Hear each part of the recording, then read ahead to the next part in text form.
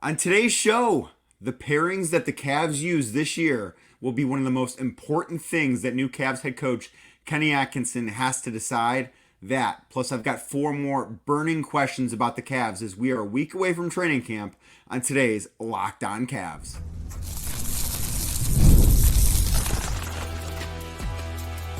You are Locked On Cavs, your daily Cleveland Cavaliers podcast. Part of the Locked On Podcast Network. Your team every day.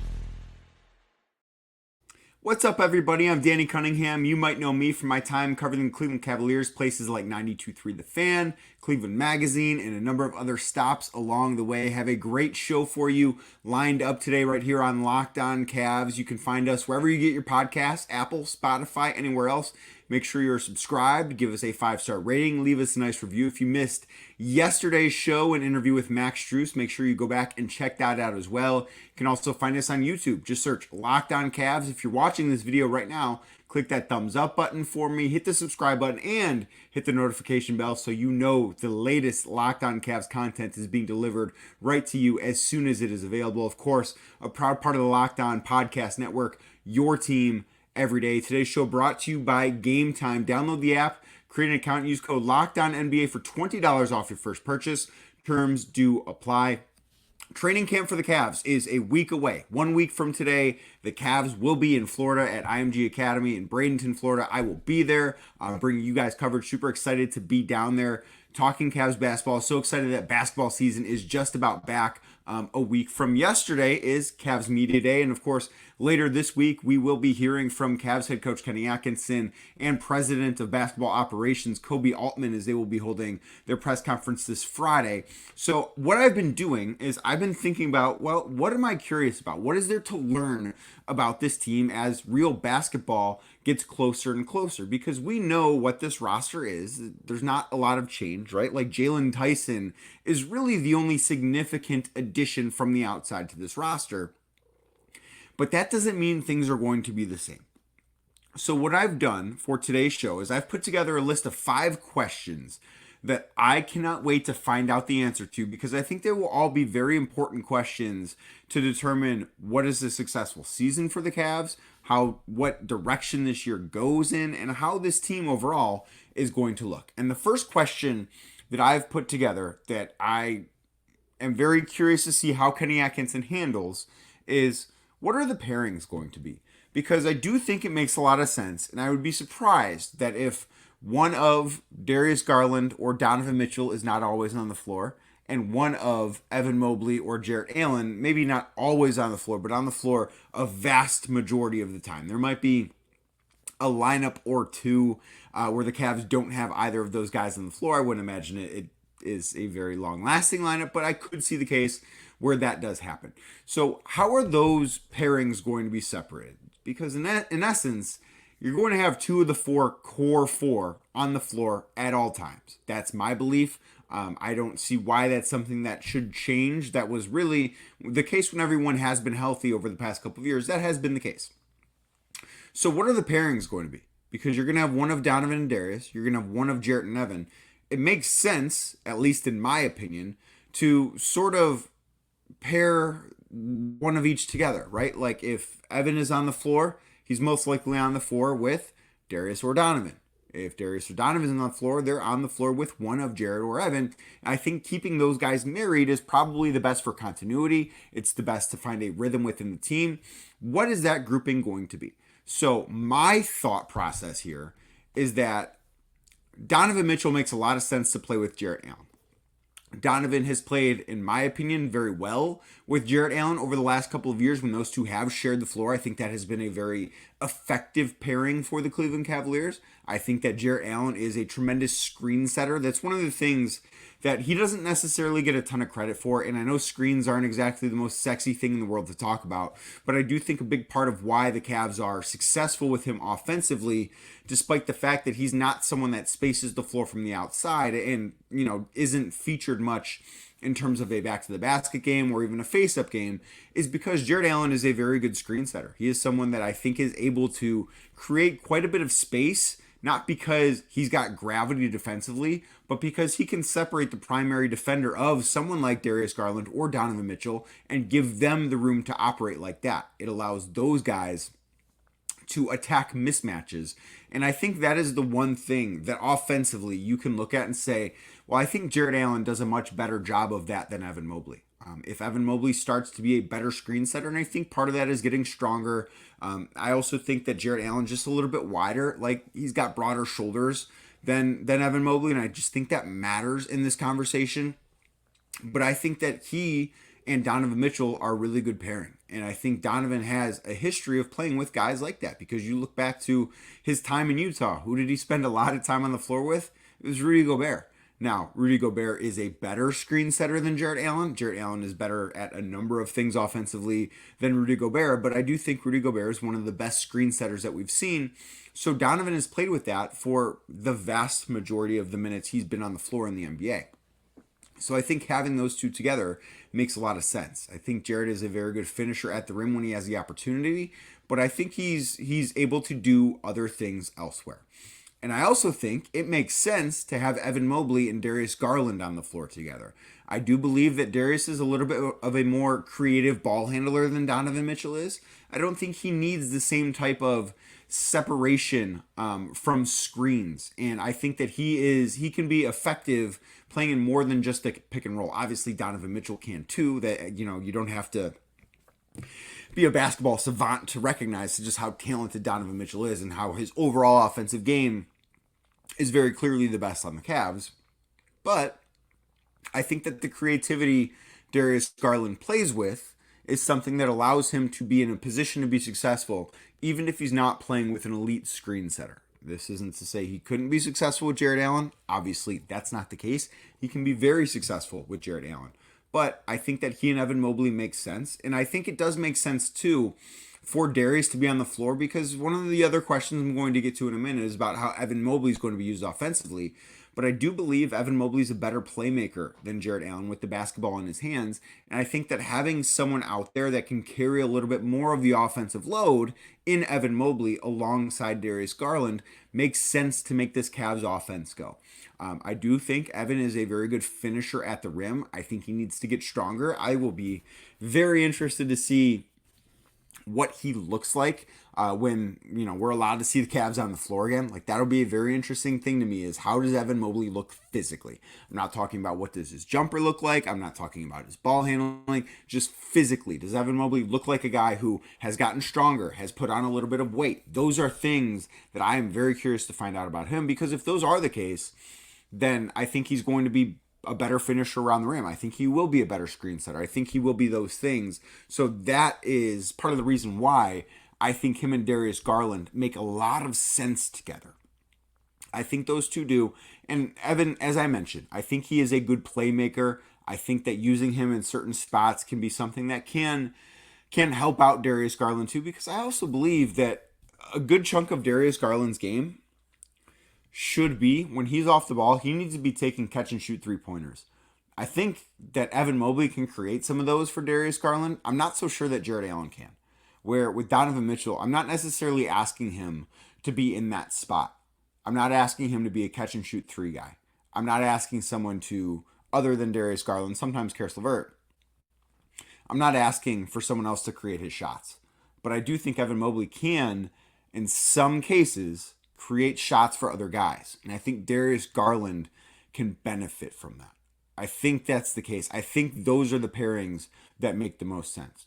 We have, obviously, when Evan and Darius were out for a significant portion of last year, seen what it looks like when it's just Donovan and Jarrett together as a pairing, and that looked really, really good. I think if you can replicate that a little bit with the other pairing when those two are on the bench, the Cavs offense could be in a really good spot. But that is burning question number 1 that I have for new Cavs head coach Kenny Atkinson. And these questions, of course, could also be asked of players, Cavs president of basketball operations Kobe Altman, Cavs general manager Mike Gansey. Like, these are questions organizationally, but some of just the more basketball ones, like this one, I'm very curious to hear how Kenny Atkinson feels about these things. And I also do wonder, too, if the minutes are down a little bit, which we will be getting to just a little bit later on in the show, How does that affect these pairings?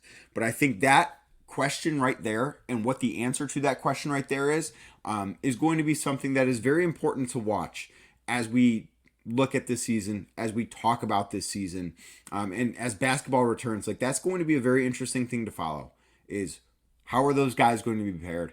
I believe it should be Donovan Mitchell and Jarrett Allen and Darius Garland and Evan Mobley. I think that's maximizing everybody.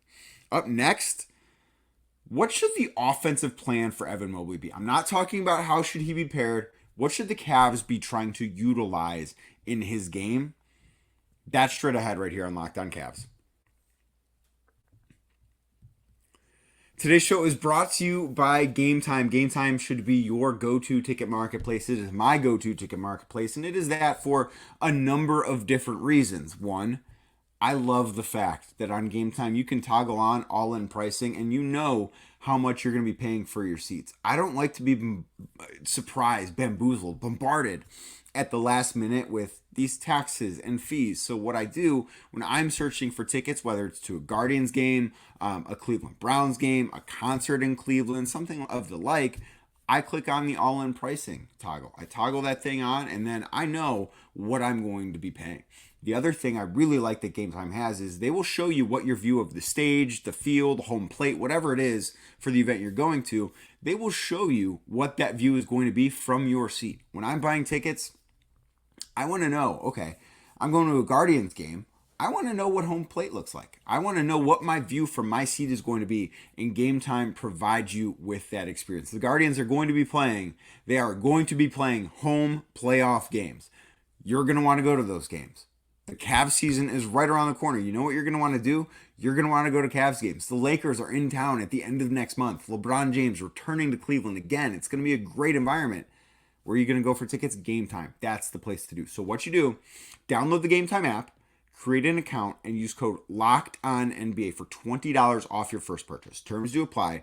But again, download the app, create an account, use code LOCKEDONNBA, that's LOCKEDONNBA, for $20 off your first purchase. Terms do apply. What time is it? It's game time. Thank you again for making Locked On Cavs your first listen every day. Very much appreciate everyone that did listen to the Max Strus interview. Very happy I was able to have Max on yesterday's show. If you missed that, go back, check it out. Also had George Niang on middle of last week. Thought that was a really awesome interview as well. Thought George was a lot of fun. Certainly both those guys were great to catch up with. And shout out to Sam Merrill too, who I had on the pod earlier this summer. But all three of those guys, terrific interviews. Go back, listen to them, search them out if you missed them. But thank you again for making Locked On Cavs your first listen today and every day. So burning question number 2 I've got for Kenny Atkinson, Kobe Altman, and the rest of the Cavs decision makers is, what is the plan for Evan Mobley's offensive season? How is Evan Mobley going to be utilized? Because we're at a point where it is year 4 for Evan Mobley. He has signed a max contract extension. We know that number can get even bigger if he reaches All-NBA status this year. So how do the Cavs plan on using him? Do they plan on keeping him in the same role as previously, where what he was doing was enough, and him just being a stellar defender and a secondary or sort of in the background complementary player on offense is good enough? Or are they going to put him in position to where he can take the next step offensively? I think that right now, Evan Mobley is a slightly above average offensive player. I think that Evan Mobley has the possibility, the capabilities to be a somewhere between great and elite offensive player. I don't know that he's ever going to be the guy that we're going to be like, man, Evan Mobley was a bucket when we look back on highlights on Twitter 20 years from now. But I do think he's somebody that can go out there and average 22 points a game pretty efficiently in today's NBA with the skill set that he has. But how are the Cavs going to put him in that position? Are they going to hope that he has put on some weight, has gotten stronger, and become a better screen setter and thrive in that role where he is helping to create opportunities for others by creating space for them and then diving at the rim and catching lobs and being in that role where the basketball really is not in his hands a ton? Are the Cavs going to put the basketball in his hands more and allow him to be a playmaker for others, allow him to face up at the basket, allow him to attack off the dribble? Are the Cavs going to want to play in transition? We will talk about pace coming up a little bit later on in today's Locked On Cavs. But are they going to want Evan Mobley to push the pace, to find easy baskets in transition, to show off his athleticism, which I do believe is a really strong point of his game? And I think the best we've seen Evan Mobley on the offensive end of the floor is when he can grab the ball off the rim on a miss for the other team on defense and then race down the floor and go for a dunk, a layup, find an open player on the Cavs. I think that's when Evan Mobley has been his best. Or, and I guess the last option here, are the Cavs going to stick Evan Mobley in the corner and hope that his three-point shot, where he shot 37% from three last year on 1.2 attempts per game, which is a very low volume, are they going to hope that that volume goes up and the percentage stays the same and he becomes a spacer from the outside? The answer that I am hoping to hear, the answer I think brings the most out of Evan Mobley, is the Cavs want Evan Mobley to be somebody that has the basketball in his hands, that is making plays for others, and is able to attack the basket off the dribble because he's got a great face-up game. Now, I think the jump shooting is something that needs to be part of that because he can't be somebody that defenses can sag off of. He needs to be able to make teams pay, whether it's from the mid-range or beyond the three-point arc. But I think the key here, I think the best thing for Evan Mobley and the best thing for the Cavs offense, I think are the same thing. I think it's Evan Mobley being able to attack, and I think it's Evan Mobley being able to find his teammates, because I do believe that he is somebody that is a good passer, especially for his size. I have been very impressed with the playmaking prowess that he has shown in the first few years of his career, but I would like to see him get more opportunities to do so. I think that putting him in that position is probably the best thing for his development on offense. I also think it's probably the way to make this Cavs offense the most efficient it can be with him on the floor. I would like to see him shoot more three-pointers. Shot, I believe it was 1.2 last year. I'd like to see that number be around 3.5, maybe 4. I'd like to see that usage go up a little bit for Evan Mobley. But overall, I would like to see the basketball in his hands more, creating opportunities for himself and creating opportunities for other guys, because I think that's getting the most out of Evan Mobley. I really do. Question number 3 that I have for the Cavs. What sort of pace does this team plan on playing with this year?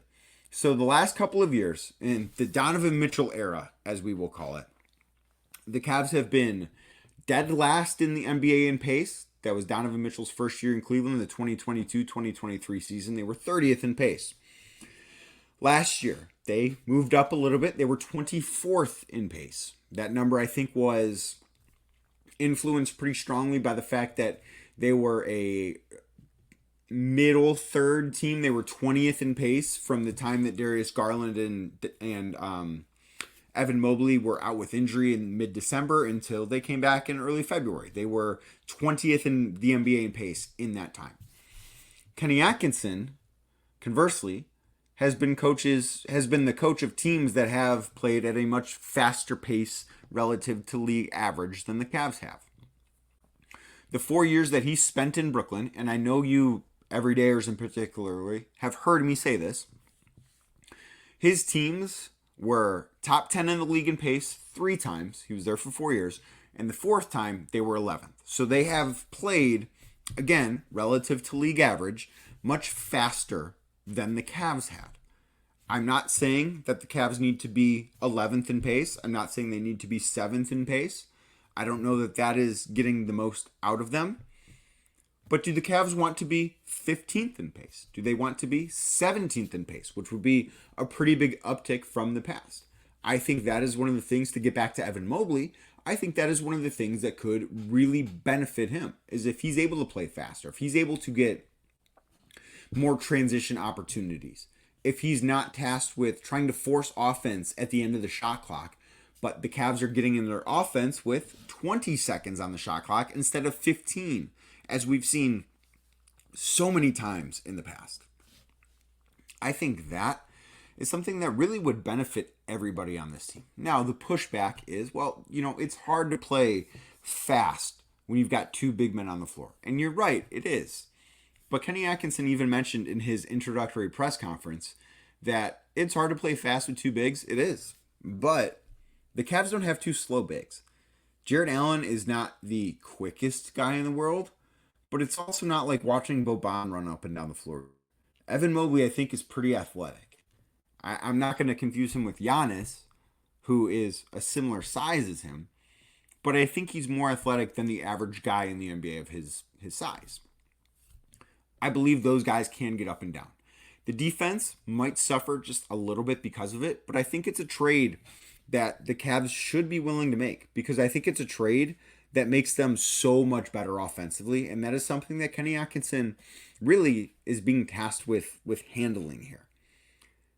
Up next, how big is Kenny Atkinson's ideal rotation? I know in the past it hasn't been a very big rotation here in Cleveland. How much could it expand in Cleveland under Atkinson's leadership? That's next right here on Locked On Cavs.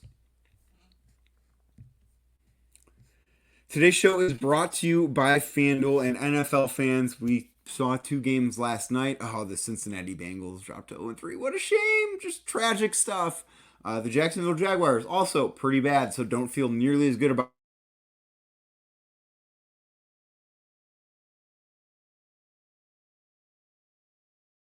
is America's #1 sports book. So when you get a hunch in the middle of the game, what you can do is you can check out the latest stats, view live play-by-play, and so much more on the same page where you place your bets. That sounds like a pretty cool experience, if you ask me. You're able to do all that stuff right inside FanDuel's app. All you have to do, go on your phone, download the FanDuel app, and you can be enjoying football that way. You can have it on the TV, but you might want to hold off just a little bit because you could be spoiling things, because this FanDuel app is accurate. It is up to the moment accurate. So it's something that it is, I think, makes for the best possible enjoyment experience, we will call it. Maybe you do think that Cleveland's going to bounce back this week. I don't know how confident I'm feeling right now, but maybe you think they're going to go to Vegas and win a game. They're favored by 1.5 on the road. I don't know that I feel good about them as a road favorite considering the state of their quarterback play right now. But if you do, FanDuel is the place to go. Plus, you can get started with $200 in bonus bets guaranteed when you place your first $5 bet. That's $200 in bonus bets guaranteed when you place your first $5 bet. Just go to FanDuel.com. That's FanDuel.com. Again, $200 in bonus bets when you place your first $5 bet.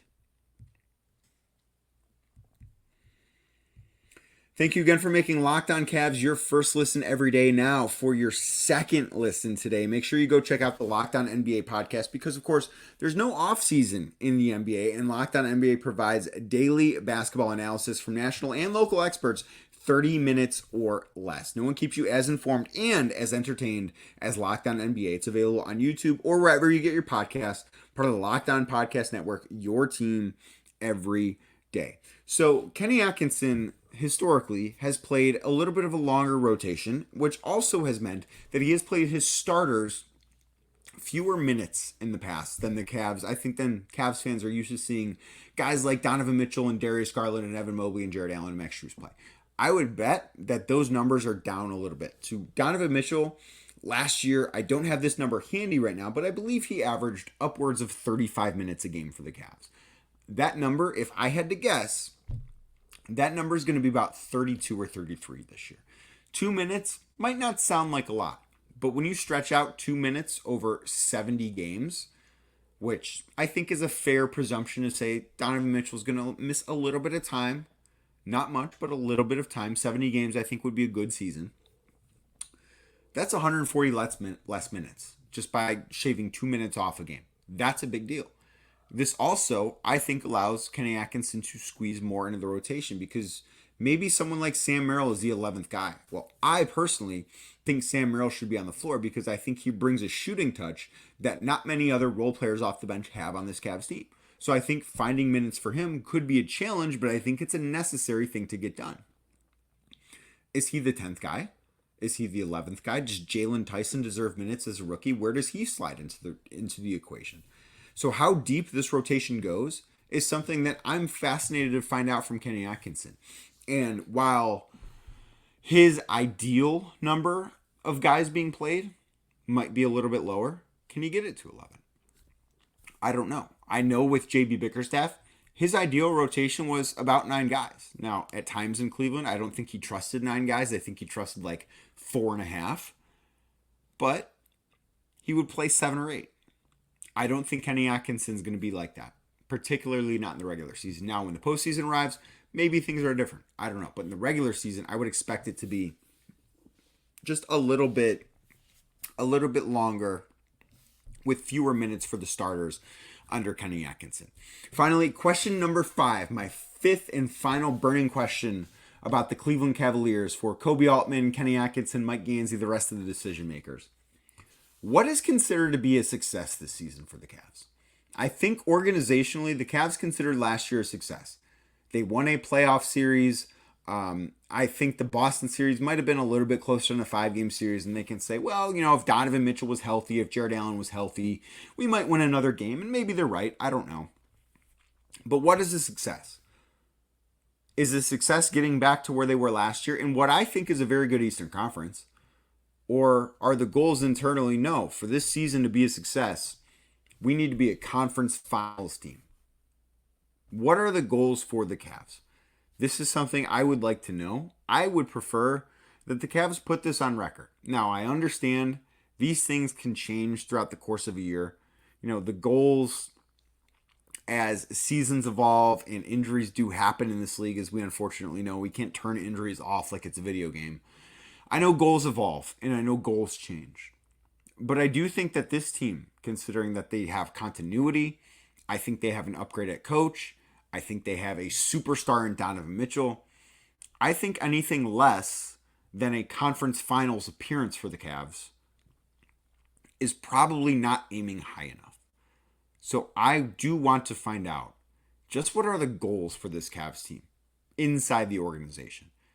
Do they have championship goals? Max Strus mentioned that on this very podcast. George Yang mentioned that on this very podcast. Or is just getting to the conference finals enough? I'm very interested to find out. Thank you again for making Locked On Cavs your first listen today and every day. I'm back to 5 days a week. I was 5 days last week, 5 days this week. I will be in Florida for training camp next week. Cannot wait for that. Also, this Friday, I want to do a mailbag episode. It's going to be my last, off-season episode of the show. So I want to do one last mailbag before we start having availability and start having just more stuff going on every single day, where I don't know how much time I will have for mailbag episodes. But I want to do a mailbag episode this Friday. I will be recording that Thursday night. So get your questions in. You can drop them in the comments right below. You can tweet me at RealDCunningham. Or, like I said, drop them in the comments. But I would like to do a mailbag episode. So if you've got things to ask, if you've got things you want to know about the Cavs, this Friday will be the day. This Friday will be the day. Training camp starts next week. I cannot wait. Thank you again for making Locked On Cavs your first listen every day. Check us out wherever you get your podcasts, Apple, Spotify, anywhere else. Or on YouTube, just search Locked On Cavs, and I will be back tomorrow.